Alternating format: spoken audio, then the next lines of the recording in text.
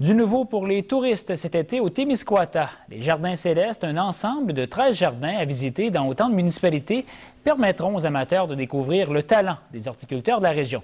Le reportage de Daniel Tremblay. Le Témiscouata compte sur les fleurs pour attirer davantage de touristes cette saison. Des fleurs comme le magnifique iris versicolore, l'emblème floral officiel du Québec. Et c'est la localité de Saint-Eusèbe qui ouvre le bal avec son jardin d'Éden, aménagé sur le terrain de la résidence l'Oasis des aînés. Avec ses fleurs, plantes, arbustes, rocailles, sentiers et aussi sculptures, on souhaite attirer davantage de touristes dans les petites localités du Témiscouata. On veut que les visiteurs viennent voir les municipalités, les petites municipalités qui débarquent chez nous, qui viennent voir qu'on a de la place chez nous, on a quelque chose de beau, on a quelque chose d'original. Oui, c'est bon pour l'horticulture en général.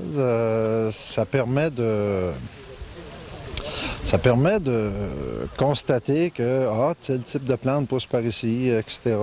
Chacun des 13 jardins a pour thème l'astronomie. Comme ici à Saint-Louis-du-Ha, on retrouve cette sculpture qui représente les Perséides, cette pluie d'étoiles filantes que l'on peut admirer chaque année à la mi-août. Devoir réaliser des jardins horticoles sur le thème de l'astronomie en fait un circuit touristique dont le thème est unique au Canada. Un autre exemple, à Saint-Eusèbe, on a choisi la Terre comme emblème. Une sphère accueille les visiteurs à l'entrée du sentier. D'autres jardins du genre s'ajouteront au cours de l'été, de Dégely à Saint-Honoré, en passant par Pohénégamook et Rivière-Bleue. Daniel Tremblay, à Saint-Eusèbe.